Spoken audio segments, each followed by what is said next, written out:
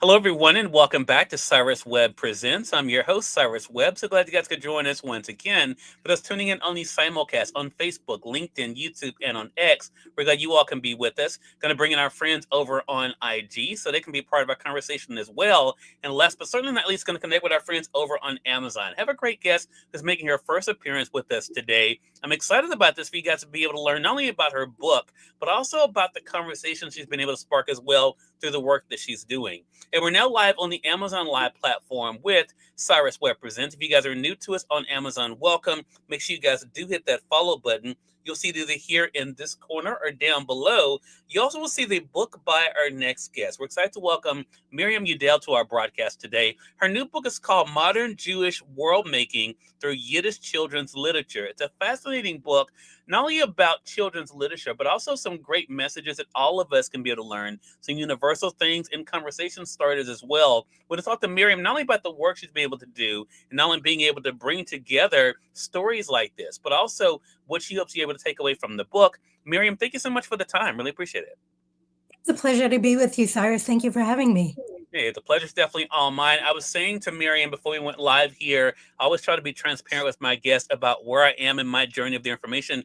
I'm over halfway through the book, and what I was telling Miriam that I love so much about it is, for one, the things that I'm learning, not only about, of course, the importance of community and culture, but also of conversations and lessons all of us can be able to learn as well. Miriam, what has it been like for you to have spent the time you did in researching and writing this book and to already see the response to it?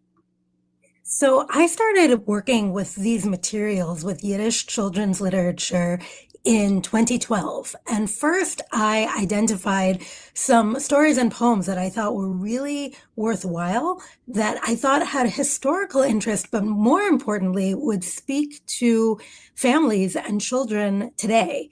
And I translated those and I started thinking about how to explain their importance. So I've been sitting with this material for a long time, and it is a wide range. It was produced over the greater part of a century, about 8 decades, and it involves all kinds of different styles and approaches. Some of it is more whimsical and fairy tale like, some of it is very realistic, and it really runs like a wide gamut, but with certain kinds of messages about values that keep cropping up. So this has kind of kept me interested in seeing, what's the diversity in this work and what are the through lines. And this is why I think this conversation is so important, Miriam. A lot of times when we hear people talk about culture, right, and talk about the importance of making sure that history is not lost, a lot of times we kind of have what I consider a more of a minimalistic view of who that's applying to, right? A lot of times we're thinking mostly when it comes to African American, or Black history or culture. I think what this book really does, and not only showing, of course, for, as it mentions in the title, Yiddish children's literature, showing that everyone has a right to be able to see themselves in literature and being able to see who they are being appreciated. Was that part of what you wanted to do in this book as well?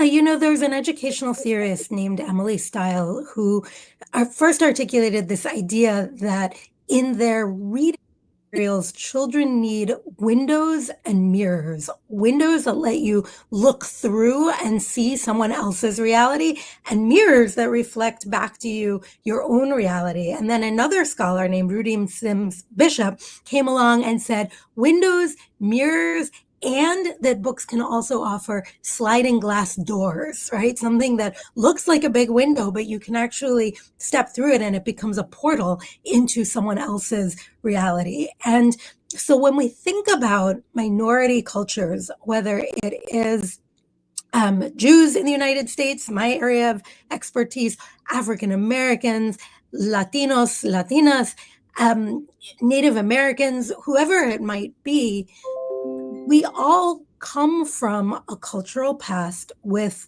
our own stories with the layers that have accreted or built up over time that have come down through our families. And in the case of the United States, we are all trying to live together in a very diverse republic and be able to share those stories from a place of knowledge and meet each other's stories from a place of curiosity. So I think that this book has a major role to play in providing some of that knowledge and sparking that curiosity about the Eastern European Jewish experience, particularly as it comes to the United States. I love that. And I think that's one of the big things as well. Always Sunshine, hello to you over there on IG. Crisscross Jump, hello to you over there on IG. I appreciate you guys over there on YouTube as well. Thanks for the hearts. And also those of you joining us on Amazon. I do want to say, for those of you who are joining us on the Amazon platform, you will see the book is there in print like I have here, but also you will see the Kindle edition as well. You could be able to get there too. We're going to also let you guys know how to stay connected with Miriam. For those tuning in on Facebook and YouTube, you'll find a link there for Amazon as well. Miriam, I want to talk about why this work has been so important for you, because as I've been reading the book and really taking my time to digest it, it's very obvious you took, and then I of course I skimmed to the end to see some of the reference work too, because you've spent a lot of time. It's very evident with this. What made you want to make this type of investment of time? So, what started me off on this project was that I was teaching a Yiddish language class, and I realized that all of the times that I had studied other languages, Spanish when I was in elementary school growing up in Miami, later on Hebrew in college, German, we had always reached a point, usually in the second or third semester, where we read a children's story, and that had not happened in my Yiddish education. And I wondered, were there any Yiddish children's stories that I could share with my students? And at the time, I also had two young children. And I wondered, was there anything from the work that I did as a scholar of Yiddish literature and culture that I could bring home and share with my own kids in an age appropriate way? And so it was really this kind of convergence point of my work as a scholar and my home work as a mother that led me to wonder about, was there ever any Yiddish children's literature? And I quickly discovered that not only did it exist, but that most of it had been digitized and preserved and was just kind of waiting for someone to come along and do something with it and try to explain what sort of meaning and value there might be in it. Yeah, I want to talk about value and values for a moment, Miriam. Hello to you, Alec Dowsimer. Good to be to see you over there on IG. Markeisha, hello to you over there on IG as well. If you guys have any questions or comments from Miriam, you can drop those in the chat too. But I want to talk about value and values for a moment, because I think that's another thing that makes this book so powerful. I think a lot of times it's very easy for people, Miriam, as you know, to feel an outcast, to feel as an outsider, because people may not share their view of life and culture, and custom. But for something to validate that, like literature, I think has to be so reaffirming. I know for myself, as someone who grew up very much a self-proclaimed nerd and enjoyed the company of books sometimes more than the company of people, I liked being able to read about kids who were just like that. It made me say, oh, okay, I'm not by myself.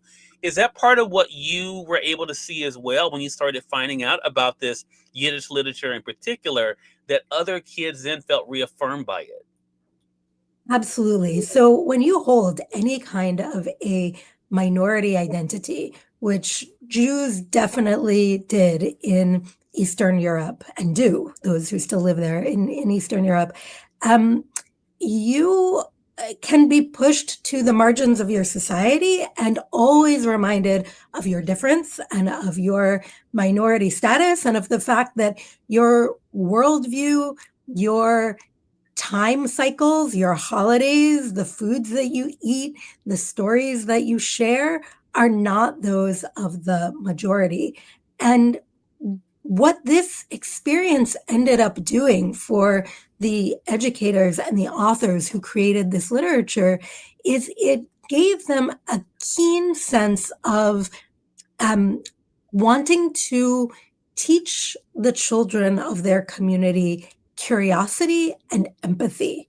And so much of the task of this literature has to do with teaching children to take the perspective of the outsider, of the marginalized in an empathetic way, and to figure out, okay, so the world does have insiders and outsiders. It has people who have more resources and fewer resources. How can we make things more fair? How can we bring about a more just society? And so much of the task of this literature is exactly that. Were you surprised at how, in many ways, especially looking at the history, and you and I talked briefly before we went live here, Miriam, because we're not just talking about sometimes about tradition, we're talking about also about beliefs. And one of the things that you address in the book that I was curious about, if it would be a part of this, was the idea of race. And I think it's so interesting for one to be able to look at what you were able to discover, and we can talk briefly about that, but also how this is something that even when it comes to Yiddish children's literature, that's something that was addressed. Did you expect to find that the issue of race would be addressed, or were you also pleasantly surprised by that? So I knew that there was going to be some attention to economic disparities, to wealth disparities. And I guess I was at some point early on in the process um, pleasantly surprised at how explicit the attention was on the far left among those who identified as communists to what we would today call anti-racism. They told stories, particularly in the American context, stories that were published in New York about children and others learning to adopt an anti-racist position in the world and disposition. I'll tell you about one in particular. There's a mutt, a dog, who gets abandoned by his owners on the elevated in the Bronx during the depths of the Great Depression because the family can no longer afford to keep a dog and feed him. And along comes Beryl, the sewing machine operator, and he sees this dog with its teeth chattering on a rainy night, and he decides, you know what, I'm going to take this dog home and make my two kids really happy. And so Lobzik, the dog, becomes part of the family, and he goes on adventures with the son and the daughter of this family. But one day, the son, Mulik, has his friend Noah from public school over to the house for a play date, to the apartment actually, for a play date. And Lobzik has never seen a Black boy before. And he notices all of the racial characteristics that made Noah look different from the kids he was used to seeing. And he bites Noah. And it's horrible. Noah cries out in pain. The mom comes rushing in from the next room and bandages the wound. And the little boy immediately hits the dog to teach him a lesson. And that seems to be the end of it. But then when Noah is walking home with the bandage, he runs into another friend of theirs from school who asks him what happened. And Noah tells him. And so that boy marches up to the apartment and he says, we need to have a tribunal and we need to figure out an appropriate punishment to teach Lobzik a lesson. And so the children hold this little court session and they decide that they are going to actually ostracize this very social animal for a full week. And he learns his lesson and he says he will never again bite a child just because they look different, not for an entire house full of lamb chops. And in the next story, in the very next chapter, we see Noah and the other boys banding together with the support of the dog to lead a nonviolent protest on behalf of subsidized lunches for the kids at school who need them. Wow. I think, and see stories like that, and I think for one, they raise the curiosity of children. But what I thought Miriam was so great about some of the examples you give in this book, and I'm going to reset here in a bit, is that it reminds us adults what we can learn too, and sometimes what we have to be reminded of, right? Because one of the things that I grew up here in the South. I've lived here the majority of my life, and one of the things you hear people talk about, Miriam, of course, is that prejudice and racism, they're taught. But as you just show in that example, sometimes it's just a lot of times there's fear involved in what you're not used to and what you don't know. And that's why I think stories like this matter. I want to say for those who are just tuning in, welcome. You all are watching Cyrus Webb Presents here on Amazon, but we're simulcasting on Facebook, on YouTube, on X, as well as on Instagram. We're speaking with Miriam Udel today. Her newest book is called Modern Jewish World Making Through Yiddish Children's Literature. We've been talking with her not only about what she's been able to share in the book, but also the conversations. What is your hope, Miriam, when people read the history, they have an understanding of this literature and how it has benefited others? What do you hope this book does for those who are reading it? Well, I really hope that this book inspires people to think critically and consciously about the materials that we are handing to our children, whether they are print stories or films that they're watching. And I also hope that people will think about encountering media together intergenerationally so that we can stay in conversation with our kids about what they are reading and watching. And I think that that's something that I can give the perspective through the specific history of Yiddish children's literature, but I think that it's really applicable to anyone in any part of the culture or of any ethnic background. Such a great point. What about for yourself? I could imagine spending this much time with this topic has to do something to you. What do you think this book did for you? So I think that this book made me think in a very conscious way about the meaning of the past that I inherit through my culture in relation to the future. So I'm reading this book as a daughter and a granddaughter and a scholar. And I'm also reading it as a mother and someone who hopes someday, not anytime soon, to become a grandmother. And so I'm thinking about what it means to be a conduit for generational stories and cultural transmission.